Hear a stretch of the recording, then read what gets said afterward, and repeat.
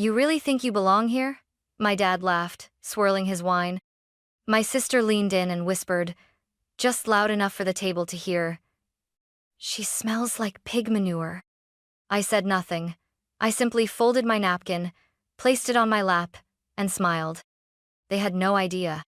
5 years ago, I left the city in disgrace, the weird farm girl who dropped out of college to raise pigs. My name was erased from family holidays, scrubbed from Christmas cards. But tonight, they'd waited over a month for this reservation. They had no clue that the rustic fine dining experience they were bragging about on Instagram was mine. Then the restaurant manager approached, his voice calm but clear. "Welcome back, Miss Hannah. Your usual table is ready." Dad choked on his wine. That was the exact moment everything changed. And I'd waited 5 years for it. I wasn't always the girl who made my father choke on his wine. Once, I was just Hannah Clark, the middle daughter, the odd one out, the one who smelled like the wrong kind of ambition. Growing up in suburban Connecticut meant pressed uniforms, tennis camp, and dinner conversations about SAT scores and Ivy League pipelines. My older sister Lillian was everything my parents hoped for: straight, a student, Yale, bound, fluent in French by sophomore year. My younger brother was still being groomed for finance. And me? I liked pigs. Not as a joke, not in a kids love animals kind of way. I was obsessed. By 12, I knew more about rotational grazing and ethical breeding than most adults. While my siblings joined debate clubs, I volunteered at a small local farm. I spent my weekends mucking stalls, bottle-feeding runt piglets, and learning to tell the difference between acorns and barley in feed blends. My mother once said I smelled uncivilized. At 14, I announced I wanted to raise heritage breed pigs and build a business from it. Something clean, sustainable, honest. My dad didn't even look up from his Wall Street Journal. He just said, "That's not a real future. That's dirt in disguise." Lillian laughed. "What are you going to call it? Pig Princess Inc.?" I went quiet. But inside, I was already planning. I went to college like they asked. A semester and a half later, I dropped out. The day I told them, my father slammed his fist on the dining table. "You're throwing away a legacy for manure?" And my mother, always the colder one, stood up mid-sentence and left the room. From that moment on, I was erased. No more invitations. No birthday calls. Not even a text when my grandmother passed. But I wasn't surprised. In the Clark family, love had always been conditional, and I had broken the conditions. I took what little savings I had and leased 5 acres in rural Vermont. It wasn't glamorous. I lived in a trailer. My boots were second-hand. The pigs were my only family. But for the first time in my life, I felt like I was doing something real. And even though I worked 16-hour days in freezing mud, even though I cried some nights because the silence felt bottomless, even though I sold bacon at farmers markets for pennies, I never once wished I'd stayed. Because deep down, I believed something they never did. That honesty, labor, and purpose could build something beautiful. Even if it started with mud. The early years were brutal. I started with 7 pigs, all rescues from a defunct operation that had abandoned them in the middle of winter. I built shelter from salvaged wood and slept in the trailer beside them with a space heater that barely worked. Every dollar I made went to feed and vet bills. Every hour of rest felt like a stolen luxury. People thought I was crazy. The pig girl. They called me at the general store, half joking, half pitying. Even the local farmers rolled their eyes when I talked about raising pigs without hormones, without confinement crates, letting them roam in pastures and root freely. "Sounds cute until they tear up an acre overnight," one of them said. They weren't wrong. I made mistakes. I lost money. But I kept going. I documented everything. Every muddy mistake. Every sunlit moment when the piglets napped in hay. Every time I made something edible, from scratch pork belly with maple glaze, slow roasted shoulder with heirloom apples. I didn't do it for attention at first, but one day, in a moment of tired defiance, I posted a video on social media. What happens when you respect the animal? Real pork, real process. I filmed myself pulling fresh bacon from the smoker, plating it next to eggs from my neighbor's coop and greens I'd grown behind the trailer.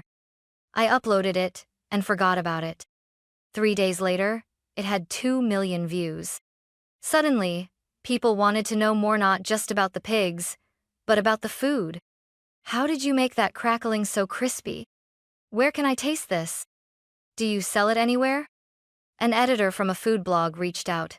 Then a reporter from a regional magazine. Then came the email I couldn't believe. A small investor group out of Boston wanted to talk. They'd seen my content. They liked my values. They wanted in on something small, farm to fork, rustic dining with a real story. I didn't know how to draft a business plan, but I knew how to build trust. I invited them to dinner, right there at the farm, under a string of hardware store lights and mismatched tables. I cooked 6 courses from scratch, all with my own pork. They signed the next day. That's how the Honest Pig was born first, just a converted barn with 12 tables, later a full-fledged restaurant with a wait list. People drove hours to eat there. Some stayed the night in their cars. It was real. It was growing. I still mucked stalls every morning. But now, when I looked at my pigs, I saw more than survival. I saw a future one built not in spite of the mud, but because of it. We opened the first official location of the Honest Pig, 9 months after that backyard dinner. It wasn't fancy, just an old feed store we gutted and rebuilt with help from local carpenters and 3 college interns who believed in what I was doing. The walls were reclaimed barnwood, the tables handmade from pine, the chairs mismatched on purpose. There was no sign outside, just a small iron pig silhouette above the door. But what mattered was the smell. Every evening, as the hickory smoke rolled from the open kitchen and the scent of slow-braised pork shoulder drifted out onto the gravel parking lot, people came. They brought lawn chairs when we ran out of seating. They waited 2, sometimes 3 hours, and they told their friends. I built the menu from everything I'd learned in the field. Pork chops with apple cider juice, crispy pig ear tacos with lime crema, house-cured ham served over skillet cornbread with hot honey. Everything came from small farms I trusted, including my own. No shortcuts, no frozen meat, no food that hadn't been touched by real hands. It wasn't just food, it was a statement. Food writers started showing up. One from Bon Appetit called it the most honest plate in New England. The New York Times sent someone a month later. They called me the Pig Lady of America. I laughed at first, but it stuck. Soon, I was getting offers to expand. Most of them were wrong big money, with big strings attached. I turned them all down, until I met Gloria Sandoval, a Latina entrepreneur who'd built her own bakery empire from scratch. She said, "What you've built is beautiful. Let's scale it without selling your soul." We partnered. I kept the name, the food, the vision. She brought the systems, the network, the discipline. Together, we opened the flagship location in the heart of Boston, inside a restored train station with vaulted ceilings and exposed brick. The kind of place my parents might visit and say, "This is real dining." It had a 6-month wait list within 2 weeks. We made Forbes 30, under 30. I was invited to speak at food summits and sustainability panels. And I still refused to put my face on the website. I didn't want the brand to be about me. I didn't need their applause. Especially not theirs. My family still didn't call. They probably assumed I was running some roadside meat shack. They had no idea their friends were posting selfies inside my restaurant. And when I got the email from my sister, "Dinner reservation confirmed. Can't wait to celebrate my engagement with the family at the Honest Pig." I stared at the screen for a long time. They had no clue. They'd waited 5 weeks for that table. And now, they were walking right into my world. The reservation email came from my sister, Lillian. Family dinner to celebrate our engagement finally. 7:30 p.m., Saturday. You better show up, Hannah. You owe Mom at least that much. Attached below was the confirmation. Table for 7. The Honest Pig. Flagship. I reread it 3 times. They had no idea. They had waited 5 weeks for that table. Our flagship location was booked out nearly 2 months in advance for weekends. Lillian must have pulled every string she had to secure that spot. Or maybe she knew someone. Or maybe she just begged. But one thing was clear. They didn't know who owned the place. My name was nowhere public. I'd insisted on that from day one. No press releases with my photo, no features that mentioned my hometown or my family. I had built the honest pig to speak for itself. Now, it was about to speak to them. Part of me considered calling the manager and canceling the reservation.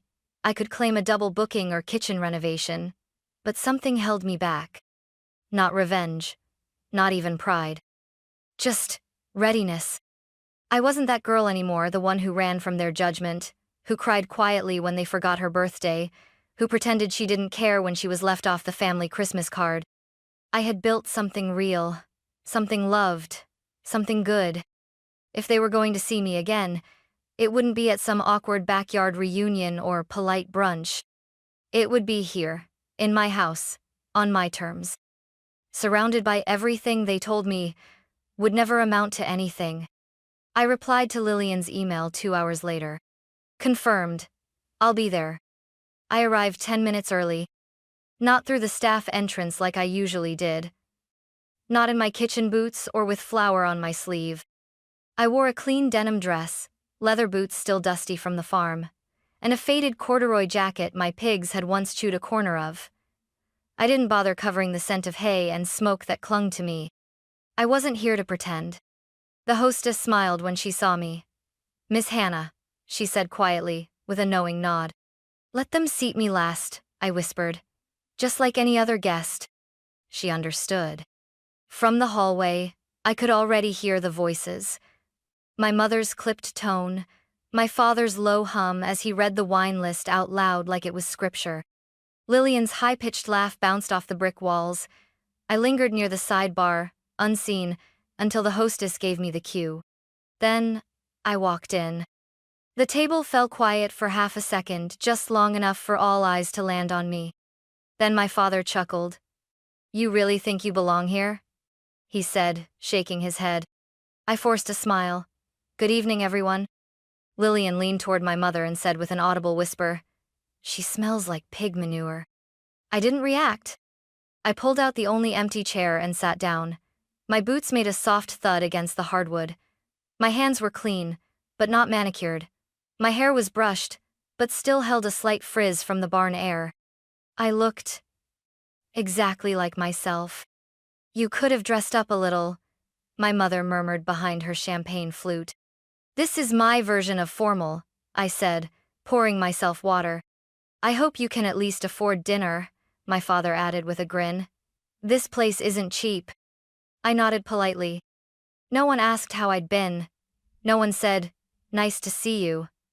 To them, I was still the girl who threw her future into a pigsty.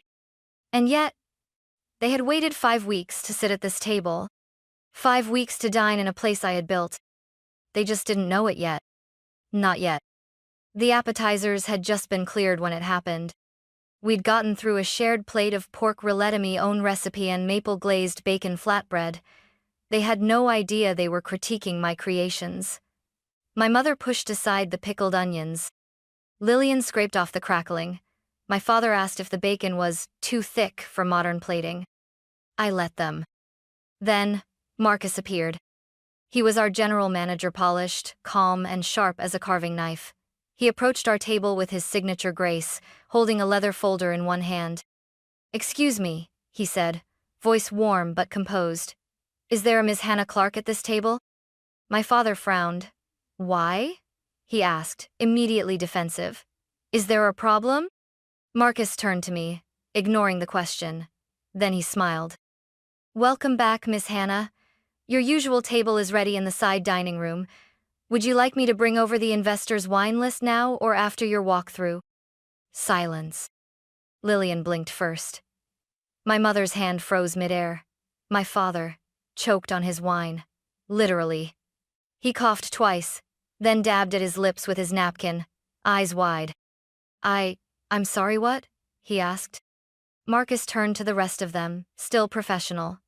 Miss Clark prefers to dine privately when she visits the flagship. The back room was held for her. Shall I move this party there? No, I said gently, setting down my water. This table is perfect. My family stared at me like I'd grown tusks. You work here? Lillian asked, squinting. Are you managing or something? I smiled. Not quite. You know the staff? My mother asked, her voice cracking with confusion. I trained most of them. My father leaned forward. Are you saying you're what assistant manager? Sous chef? I folded my hands. No, Dad. I'm saying I own this restaurant. The Honest Pig is mine. I founded it. I run it. I designed the menu you're eating. Every course, every ingredient. It all came from me. No one breathed. I thought this was some new trendy farm-to-table thing, Lillian muttered. You can't be serious. She's joking, my father said, almost hopeful. Marcus cleared his throat politely.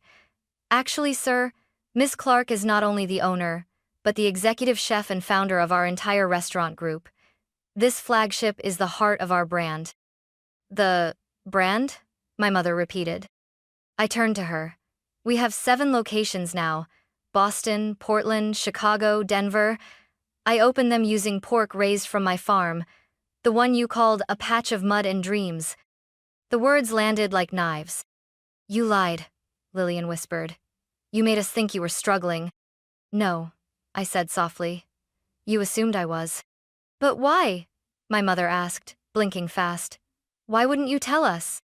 I looked around the table, at the people who had once decided I was only worth loving if I played by their rules. Because I wanted to see who you were when you thought I had nothing, I said, and now I know. Marcus, still standing by, spoke again. Chef Miranda would like your opinion on the heirloom rib rub, Miss Clark, before the team finalizes the spring menu. I stood. I'll be back shortly, I said, adjusting my jacket. Enjoy the entree. It's a braised pork shoulder me signature. Then I walked away, leaving the table in stunned silence. I returned to the table 15 minutes later. They hadn't moved. No one had touched the entree, steel steaming, still perfectly plated. The air around them hung heavy with something I hadn't felt from them in years. Uncertainty. Lillian looked up first. So, it's all true? I nodded. My father sat rigid, as if trying to reframe everything in real time. You built all of this? Yes, I said quietly. From scratch. From the pigs you once laughed at. My mother adjusted her pearl necklace, her go-to gesture when caught off guard. But the funding, the operations, the growth, how could you? I worked 3 jobs the first year, I cut in. Slept in a trailer with blisters on my hands. Cooked on a single burner for farmers in the rain. I saved. I borrowed. I pitched. And I made every dollar count. Lillian leaned back. You could have called. You didn't have to cut us off. I raised an eyebrow. You cut me off the day I said I wanted to raise pigs. You called it shameful. You told people I was going through something. You said I'd come crawling back. We were worried, my mother said, but it sounded more like a defense than an apology. You were embarrassed, I corrected. You thought I'd chosen something unworthy, but you were wrong. I didn't choose pig farming instead of success. I chose it instead of your version of success. No one spoke. Funny, I added, how you all waited 5 weeks to eat at a place you didn't even know I owned. The same place you now say smells like manure. Lillian flushed. That was look, I didn't mean. You did, I said gently. And it's fine, because it reminded me who I used to be to you, and who I'll never be again. My father cleared his throat, trying to retake control. What matters now is this achievement. Hannah, you've done something remarkable, and I think we all want to acknowledge that. I don't need acknowledgement, I replied. I need respect, real respect, not the kind that arrives only after a Forbes article or a reservation confirmation. There was a pause. Then Lillian asked, So what now? You cut ties forever? Let this dinner be the last? I looked at her for a long moment. No, I said. But from now on, everything changes. If we're going to have a relationship, it will be on my terms. That means no jokes about pig manure, no sideways glances at my boots, no more wondering how I can afford things. I think we can manage that, my father said, stiffly. I'm not finished, I added. They all stilled again. I don't want any networking favors, no investment offers, no guest invites to events so you can show off your daughter's restaurant. I'm not a family trophy now that I'm successful.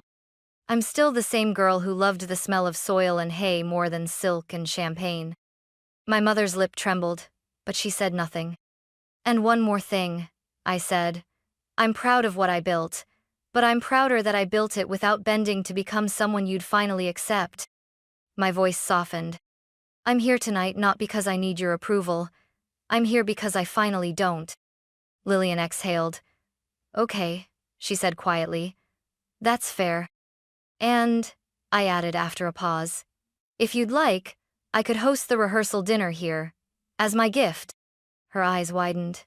You'd do that? You're still my sister, I said. But let's be clear, this isn't about proving myself to you. It's about offering what I've built, on my own terms. For the first time all night, she smiled, a real one. Across the table, my mother's eyes glistened. My father looked down, almost ashamed. Maybe for the first time in his life. I'd like that, Lillian said softly. And I'd like to know more. About what you do. About how you got here. You'll have to come early, I smirked. I'll show you how to feed the pigs. She laughed. I just might. And in that moment, for the first time in years, the table didn't feel like a battlefield. It felt like a beginning. Later that night, after the plates had been cleared and the last glasses of cider sipped to silence, I stepped into the kitchen. My sanctuary. Miranda, my head chef and the backbone of this flagship, looked up from the pass window and grinned. So, how was dinner with the royals? I laughed. They choked on the pork, metaphorically and literally. She raised an eyebrow. The rub too spicy? No, I said. The truth was. We reviewed the spring menu changes, tasted a sliver of smoked belly for salt, adjusted the char on the seared loin. The usual rhythm of a closing shift grounded me like it always did. When the team finally wrapped up and the lights dimmed to the after-hours glow, I lingered near my office. I checked my phone. A message from Lillian. That was a lot, but thank you. Also, can we talk next week? I'd love to bring someone by the farm. No judgment, just curiosity. I smiled. Maybe she meant it. Maybe she didn't. But for the first time, she was reaching out not to correct me, but to understand me. I typed a short reply. Sure, wear boots. I turned off the kitchen lights and walked to the back patio or staff break area that overlooked the small herb garden we kept on site. Even in the city, I'd insisted we grow our own thyme and mint, basil and chives. A reminder of where it all began. The night was quiet, cool, the kind of quiet that doesn't feel empty but earned. I sat on the wooden bench by the rosemary bush and opened my leather-bound notebook, the one I used when things felt too big for screens. I wrote, I used to believe that success would feel like applause, but it doesn't. It feels like stillness, like peace, like not flinching when someone questions your path, because you no longer need to defend it. It feels like mud on your boots in a room full of crystal, and not caring. It feels like walking into a restaurant and knowing every scent, every story, every soul behind the dishes, because you built it. It feels like being the same girl they once called foolish, and not needing to prove them wrong anymore. I closed the notebook and looked up at the sky. The stars were dimmer here than on the farm, but they were still there, constant, like truth, like roots. And I knew, finally, I had come full circle. Not because they saw me now, but because I no longer needed them to.